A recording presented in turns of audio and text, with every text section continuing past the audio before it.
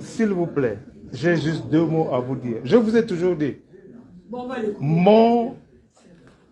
ma réaction dépend toujours de votre attitude envers nous. Ok? Je viens toujours en paix m'exprimer. Tranquillement, sans problème. J'ai des frères et sœurs ici que je connais depuis des années. Certains d'entre eux, nous avons mangé ensemble, bu ensemble, mais le Gabon souffre de beaucoup de maux. Nous sommes un pays, tout le monde ici sait que le pays a des problèmes. Regardez, on se retrouve dans une salle, serré comme des boîtes de sardines, il fait chaud. C'est comme si j'ai l'impression qu'on veut toujours moutoniser les gens. Excusez-moi. Chers frères, je m'adresse à vous. Hein. Non, je n'ai pas besoin de micro, ils m'entendent très bien. Tout le monde comprend. Vous savez que le pays va mal. Je ne suis pas là pour vous faire une leçon de morale. Vous êtes assez grand, vous êtes libre de choisir, de supporter qui vous voulez. Ok? C'est votre choix. Mais nous, également, nous avons le droit de nous exprimer, vous dire ce qui ne va pas. Pas plus tard qu'il y a quelques heures, quelques jours, nous avons perdu des frères dans un naufrage. Mais il s'avère que nos gouvernants n'ont rien à foutre de nos frères et sœurs. Ils ont laissé nos frères mourir. Il y a quelques années de cela, nos frères ont été massacrés. Là encore, je fais juste appel à votre intelligence. Disons, je fais appel à votre intelligence. Je vais peut-être employer des mots forts. Je ne veux pas employer des mots forts pour ne pas blesser certaines sensibilités, parce que ce n'est pas tout le monde qui est forcément d'accord avec ce qui se passe. Mais je fais appel à votre intelligence émotionnelle pour vous dire que nos frères souffrent. Le pays va mal. Ok? En 2016, nos frères ont été massacrés par ce gouvernement. Ok? Tout le monde le sait. On ne va pas mettre ça derrière nous. Tout dernièrement, les opposants manipulés par le pouvoir en place sont allés à un dialogue. Ils sont ressortis de là en pleurant, en pleurnichant, disant que ce gouvernement-là n'a pas respecté les accords qu'ils ont tenus au départ. Aujourd'hui, vous vous retrouvez ici. Certains d'entre vous m'ont appelé pour me dire que vous venez pour, soi-disant, des passeports. Mais un gouvernement qui se respecte prévoit tout. Ça fait plus de 30 ans ou 40 ans qu'ils n'ont pas mis de système de passeport à l'ambassade. OK?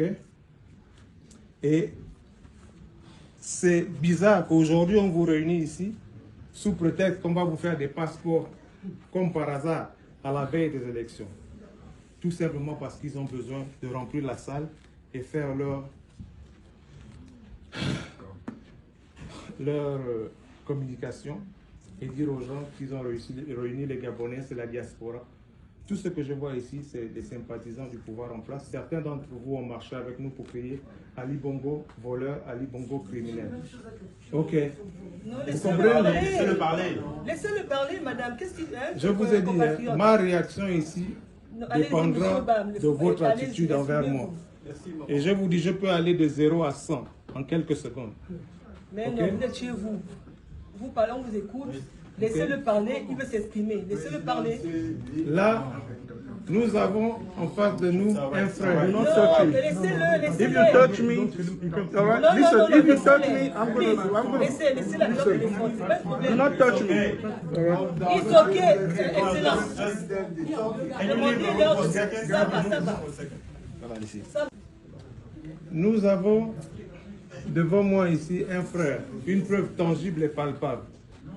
Quelqu'un qui a été kidnappé à l'aéroport de Libreville, tout simplement parce qu'il dénonçait le pouvoir en place. 4 ans de sa vie passés en prison, sans raison. Est-ce que vous trouvez que c'est des gens normaux? Est-ce que ça c'est un gouvernement qui s'occupe de son peuple et qui veut la paix dans notre pays? Quand on kidnappe les gens à l'aéroport, on enferme quelqu'un comme ça 4 ans. Il a perdu son boulot, il a perdu sa femme, il a presque tout perdu. Il est obligé de tout reconstruire ici. Je ne trouve pas ça normal.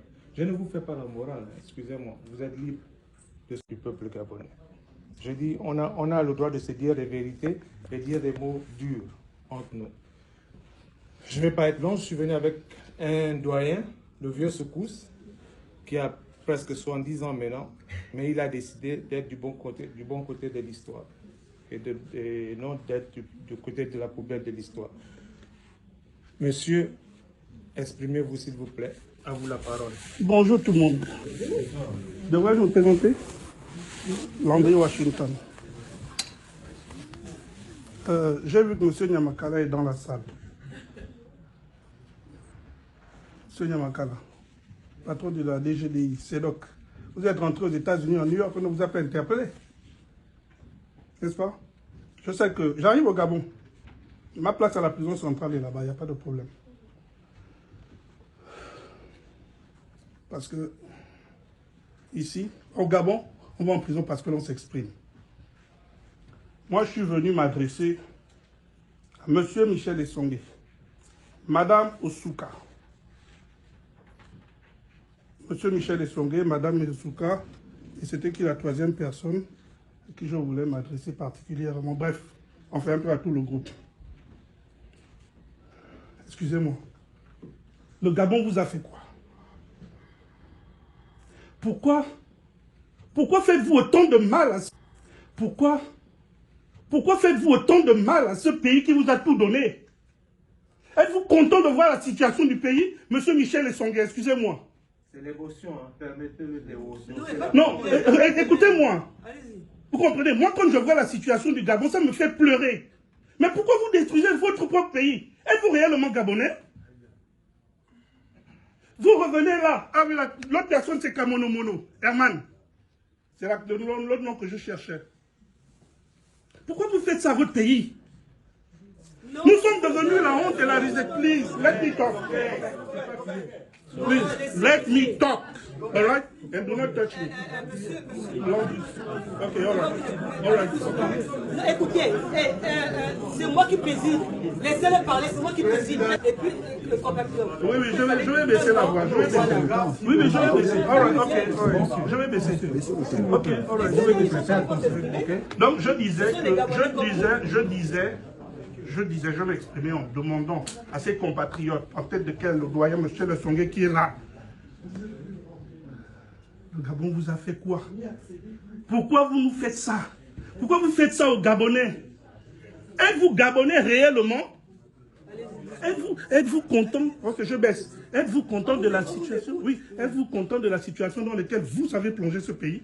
Vous revenez aux États-Unis aujourd'hui parce que vous voulez que certains compatriotes puissent rentrer, comme Kamono Mono qui est rentré, et qui pourront avoir une ascension. Mais Herman, il y a Washington qui te parle. Je ne vais pas rentrer dans ces détails. Je ne vais pas rentrer dans ces détails. Alors donc, moi je vais terminer. Laisse-moi terminer mon propos. Laisse-moi terminer mon propos, s'il te plaît, Alino. Laisse-moi terminer mon propos. Ouais, donc je disais. Vous n'êtes pas au Gabon ici. Pas avec moi. Éloignez-vous de moi. Tonton. Oui, je vais terminer. Alino, laisse-moi terminer mon propos. Bon, je termine en disant ceci. Je vais citer trois noms. Joël Ndiamani Nchorere que vous connaissez. Il était professeur d'université au Canada. Vous l'avez fait descendre au Gabon en lui promettant ciel et terre. Comme vous venez là, parce que nous sommes en période électorale, vous venez promettre monts et merveilles. Les gars vont rentrer demain, comme vous avez fait à Joël. Vous mettez l'échelle, vous nommez. 1 an, 2 ans plus tard, vous coupez. Et parce que vous tuez les intelligences gabonaises. C'est un exemple. Vous revenez prendre, en amenant Herman pour le citer comme exemple. Mais Herman connaît Moi, j'étais en prison avec une personne qui connaît, et il sait de quoi je parle, je ne rentrerai pas dans les détails. Et je sais comment cette personne est sortie. Donc, si c'est ce que vous promettez aux autres Gabonais, je suis désolé. Je ne suis pas venu vous manquer de respect. Je suis tout simplement venu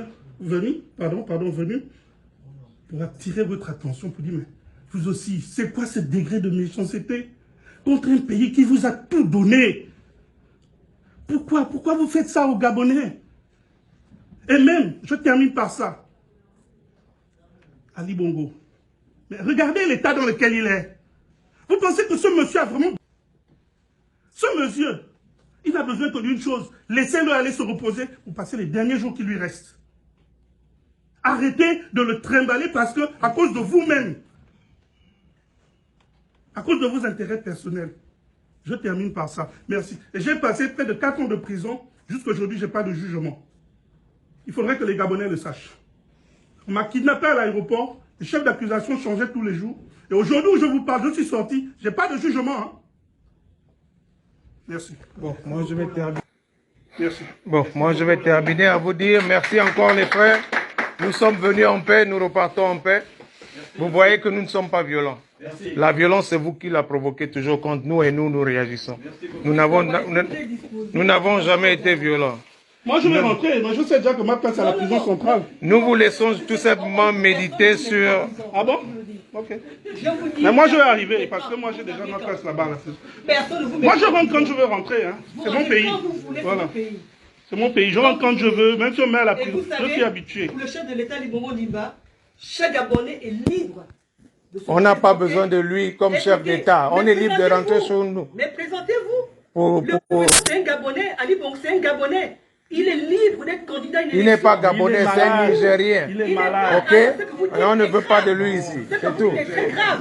Mais c'est vous le savez tous. Vous faites semblant pourquoi? Il faut arrêter. Regardez-moi les comédiens. Bon, merci beaucoup. Et voilà, dans la paix, je voulais vous démontrer tout simplement que, à quelques exceptions près, hein, cette bande-là ne veut pas bien être ni de vous. Je ne sais pas pourquoi vous paniquez à chaque fois quand on arrive.